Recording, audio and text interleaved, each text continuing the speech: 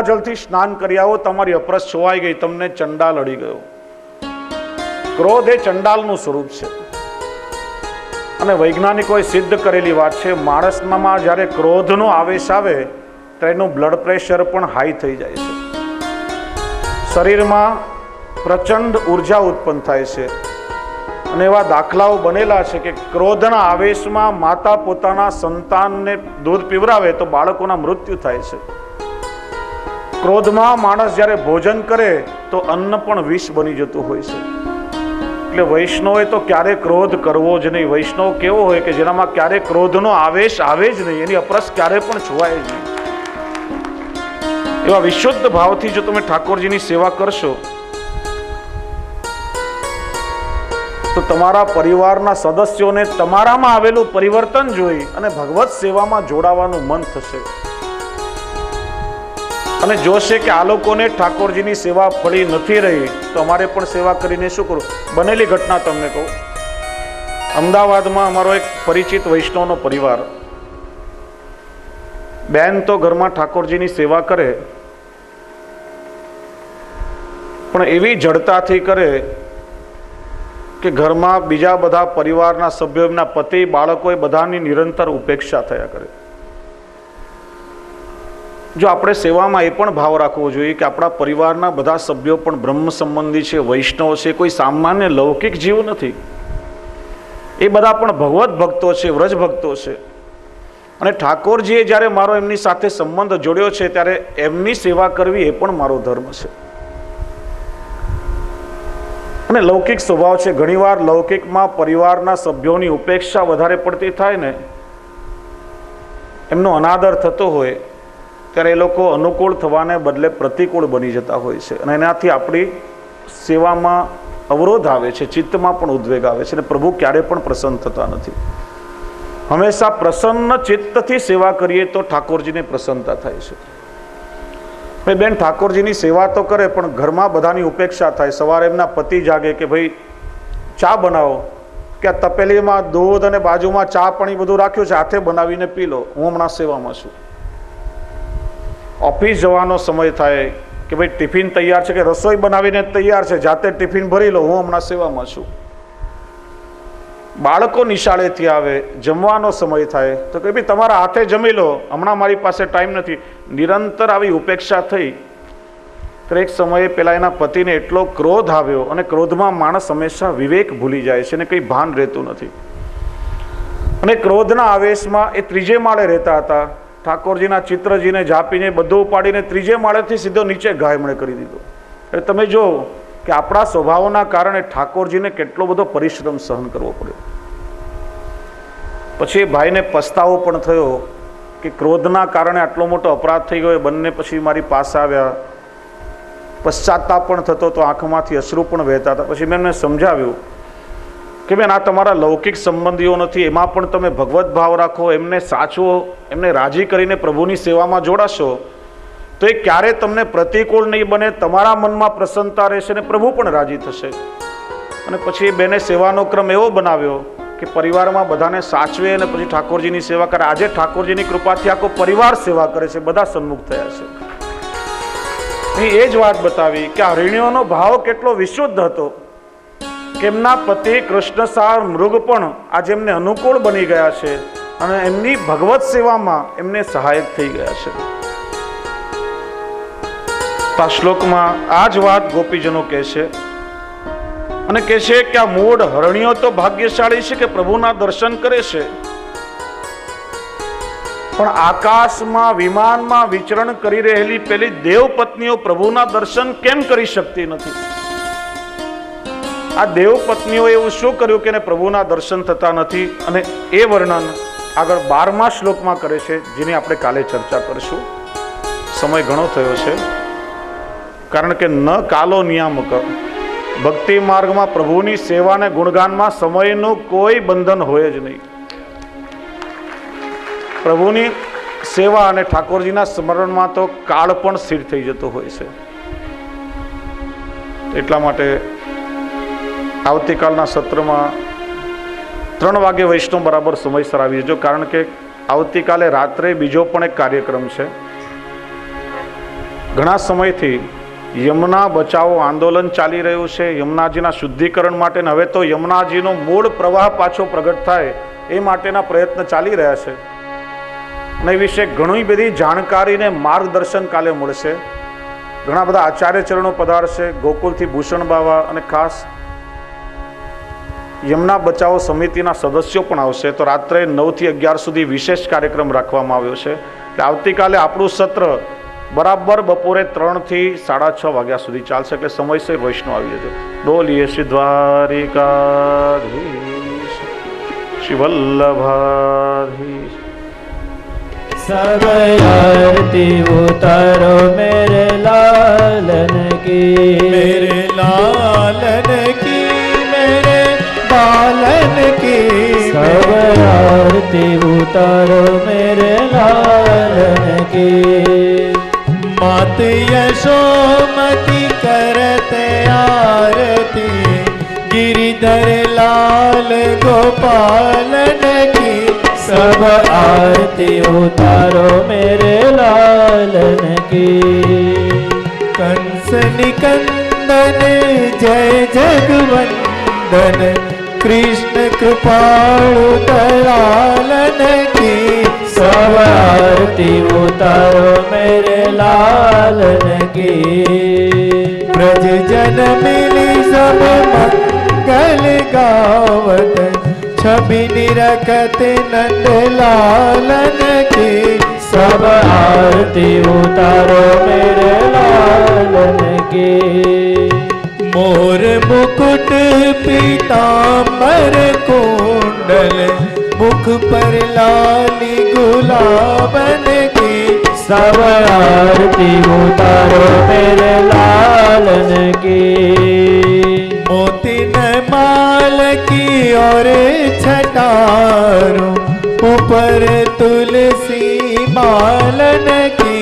सब आरती उतारो मेरे लालन की.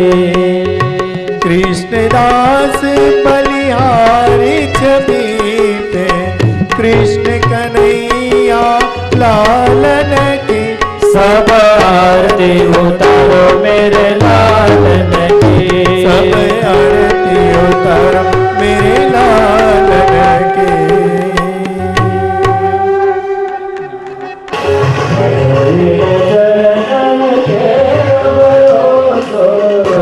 दृढ़ चरणन केरो, श्री वल्लभन चंद्र छटा विनय.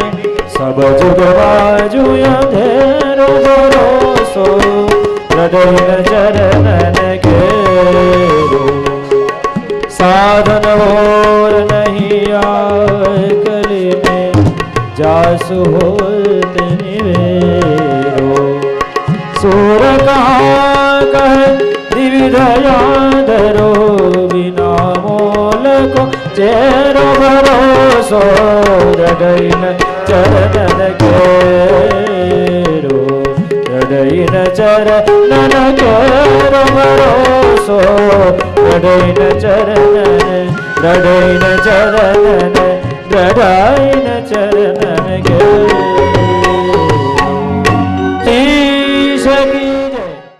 नमामि श्री द्वारिकाधीशं,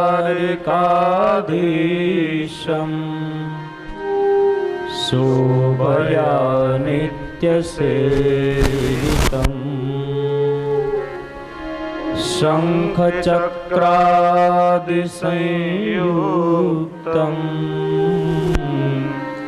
घनश्यामं चतुर्भुजम्.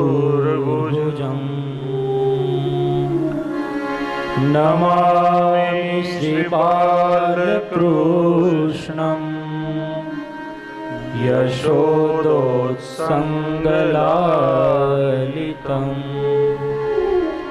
पूतना सुपयः पान, रक्षिता शेषबालकम्. प्रभुर्नंद कुमारो में, स्वामिनी वृषभानुजा.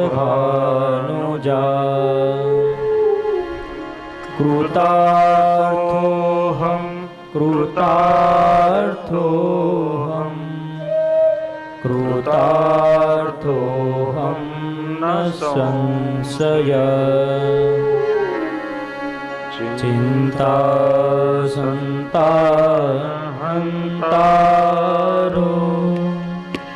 यत्पादं भुजनेन वः स्वीयानन्तानि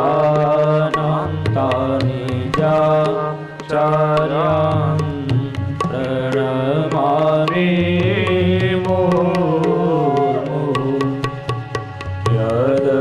यदनुग्रहतो जन्तुः सर्वदुःखातिगो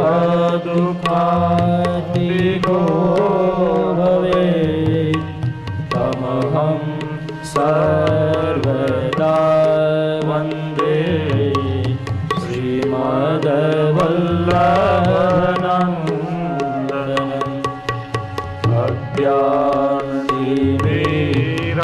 अज्ञानतिमिरान्धस्य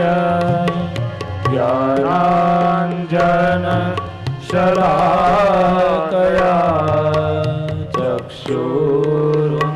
चक्षुरुन्मीलितं येन तस्मै श्रीगुरवे नमः नमामि हृदये शेषे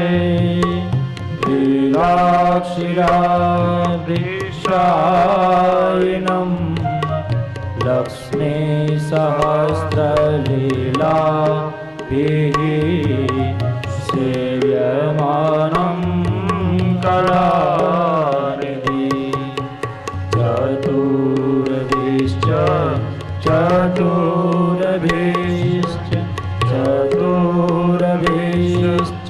त्रिभिस्तथा षड्भिर्विराजते योऽसौ पञ्चधा हृदये मम पञ्चधा हृदये मम पञ्चधा हृदये मम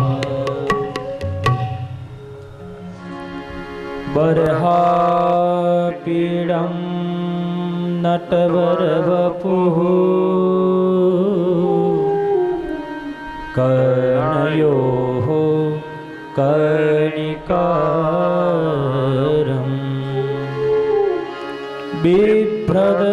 बिभ्रद्वासः कनककपिशम् वैजयन्तीं च मालाम्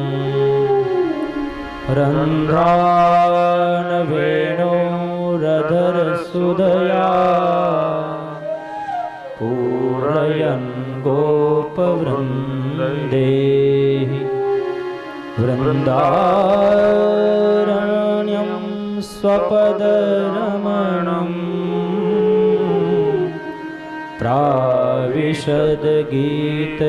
प्राविशद्गीतकीर्तिः तानेव श्रीमदाचार्य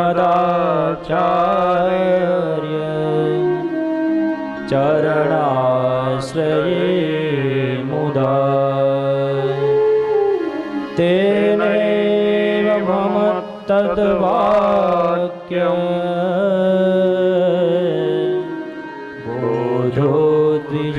बोधोद्विजायते पुष्टिमार्गीय सर्वज्ञ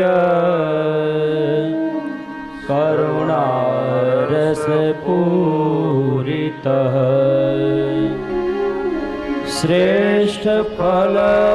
श्रेष्ठफलप्रदाता च तस्मै श्री गुरवे नमः तस्मै श्री गुरवे नमः तस्मै श्री गुरवे नमः। बोलिए श्री द्वारिका દ્વારકાધીશ કી જય, વલ્લભાધીશ કી જય.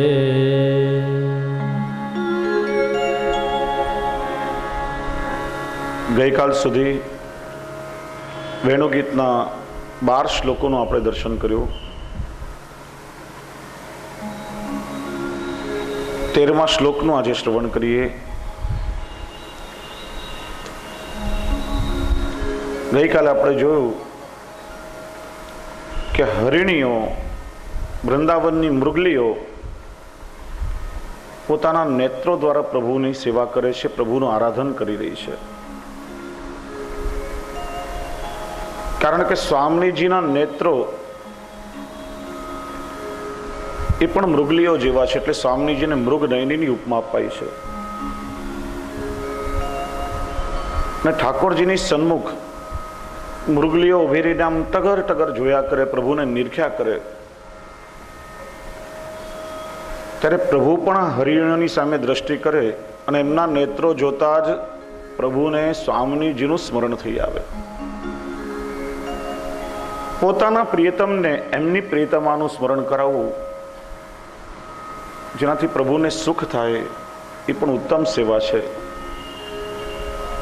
અને પોતાના પતિઓની પરિવાર સાથે આવી કૃષ્ણસાર મૃગને સાથે લાવી આ મૃગલીઓએ પોતાનું લૌકિક પણ અલૌકિક બનાવ્યું છે. એ દર્શન આપણે કાલે કર્યું. 13મા શ્લોકનું શ્રવણ કરીએ. કૃષ્ણમ નિરીક્ષ્ય વનિતોત્સ ચારુવેશમ શ્રુત્વા ચ તત્વણિત વેણુ વિચિત્ર ગીતમ દેવ્યો વિમાન ગતય સ્મરનુન્ન સારઃ દ્રશ્યત પ્રસૂન કબરા મુમુહુર વિનિવ્ય.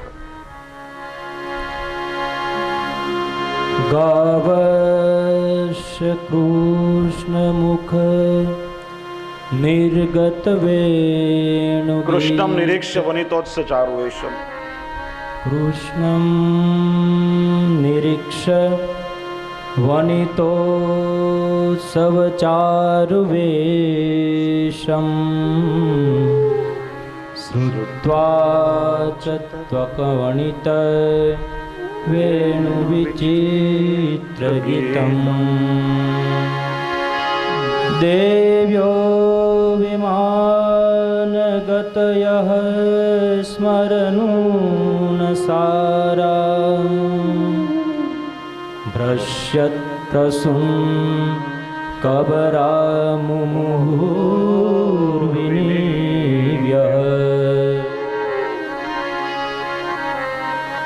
ગઈકાલે આપણે જોયું 11મા શ્લોકમાં ઠાકોરજીના ઐશ્વર્ય ધર્મનું નિરૂપણ કર્યું. આ શ્લોકમાં ઠાકોરજીના વીર્ય ધર્મનું નિરૂપણ કરે છે. આ 6 શ્લોકોમાં ઠાકોરજીના સર્વિદ ઐશ્વર્યનું, પ્રભુના 6 ધર્મોનું નિરૂપણ થઈ રહ્યું છે.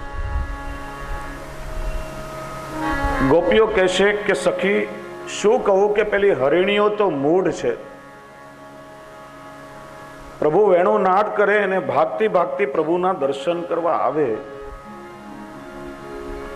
પણ જુઓ તો ખરા કે જ્યારે પ્રભુ વેણુનાદ કરે ત્યારે આકાશમાં દેવતાઓ જ્યારે વિમાન લઈને આવે અને એ વિમાનમાં દેવતાઓની સાથે જે દેવ પત્નીઓ હોય એ પ્રભુના વેણુનાદનું જ્યારે શ્રવણ કરે ત્યારે એમની કેવી દશા થઈ જાય કે એમને દેહનું ભાન ન રહે, વસ્ત્રોનું ભાન રહે અને મૂર્છિત થઈને ઢળી પડે. આવું શા માટે થાય છે? તેનું કારણ બતાવ્યું કે ભગવાનનો વેશ કેવો છે. તો કહે છે વનિતોત્સ ચારુવેશમ. વનિતા શબ્દનો પ્રયોગ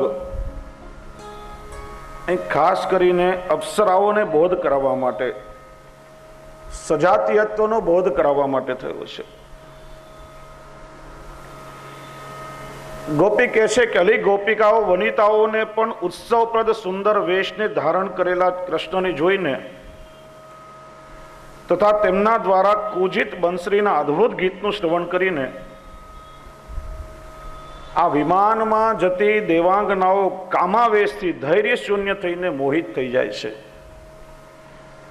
એમની વેણીમાંથી ફૂલ સરી પડે છે અને એમના નિવિબંધ પણ શિથિલ થઈ જાય છે.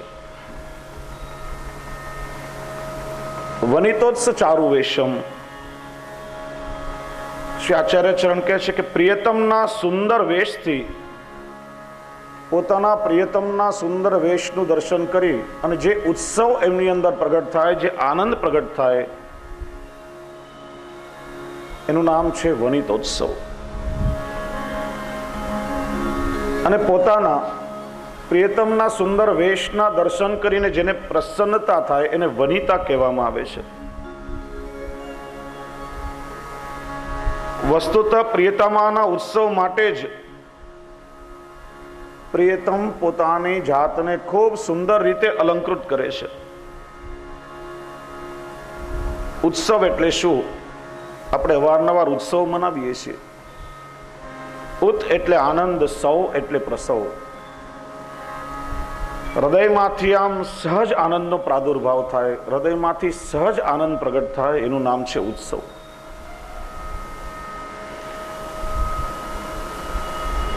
આ દેવાંગનાઓ જે વિમાનમાં વિચરણ કરી રહી હતી એ બધી સ્થિર યૌવનાઓ છે. દેવપત્નીઓ હોવાના કારણે તેમને બાલ, કુમાર અને યૌવન આ ત્રણ અવસ્થાઓની પ્રાપ્તિ છે. અમર છે એટલે માટે એમને વૃદ્ધાવસ્થા તો આવતી જ નથી. તેથી આ દેવાંગનાઓને ત્રિદશા એવું કહેવાય છે. મનુષ્યની ચાર અવસ્થા આવે: બાલ, કુમાર, યૌવન અને વૃદ્ધાવસ્થા, અને પછી એનું મૃત્યુ પણ થાય. પણ દેવતાઓની ત્રણ જ અવસ્થા છે: બાલ, કુમાર અને યૌવન. અને યુવાવસ્થા જ તેમની અંતિમ અવસ્થા છે. તેથી એમનું યૌવન સ્થિર છે, એ ક્યારે પણ વૃદ્ધ થતા નથી. એટલા માટે તેમને સ્થિર યૌવના એવું કહેવામાં આવ્યું. આ દેવપત્નીઓ જ્યારે વિમાન માર્ગે જઈ રહી હતી ત્યારે તેમણે નિશ્ચય કર્યો કે અમે સ્થિર યૌવનાઓ છીએ, એટલા માટે ભગવાનના વનિતોત્સવમાં સંમિલિત થવા માટે અમારી પણ યોગ્યતા છે. તેઓ પોતપોતાના વિમાનમાં બેસીને ત્યાં આવ્યા, પરંતુ જેમનામાં સર્વાત્મ ભાવ સ્થિર થયો છે એવી સ્થિર યૌવનાઓ માટે જ ભગવાને આ ચારુવેશ ધારણ કર્યો છે.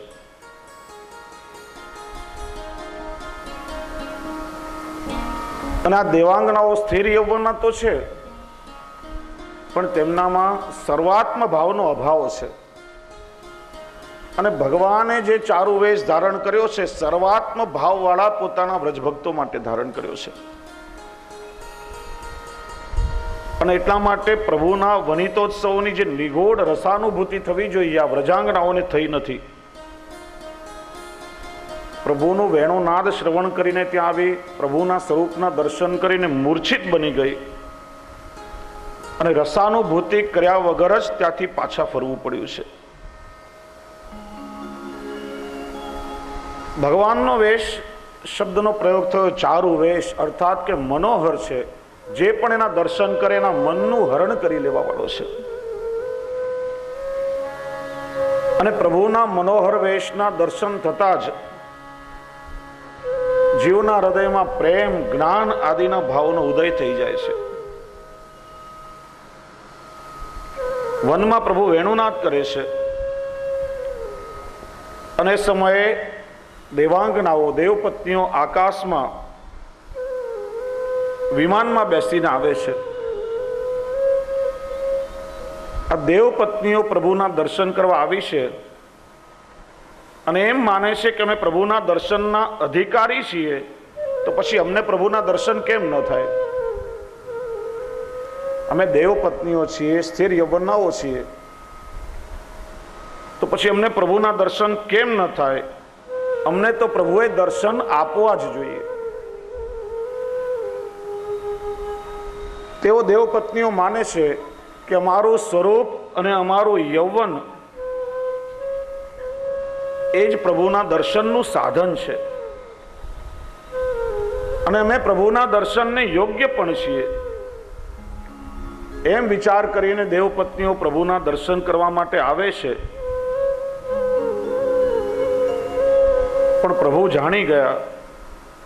પ્રભુ વિચારે છે કે સાધનથી કે પોતાના પરિશ્રમથી જીવને ક્યારે પણ મારી પ્રાપ્તિ થતી નથી. મારી પ્રાપ્તિ તો મારા જીવોને માત્ર ને માત્ર મારી કૃપા દ્વારા જ થાય છે. અને અપ્સરાઓ જ્યારે આવી ત્યારે ભગવાન વેણુનાદ કરતા હતા, પણ આ અપ્સરાઓ જેવી નજીક આવી ત્યારે વેણુનાદ બંધ કરીને તરત જ પ્રભુ વેણુ પૂજન કરવા લાગ્યા. અને એ વેણુ પૂજનમાં પ્રભુએ જે રાગ છેડ્યો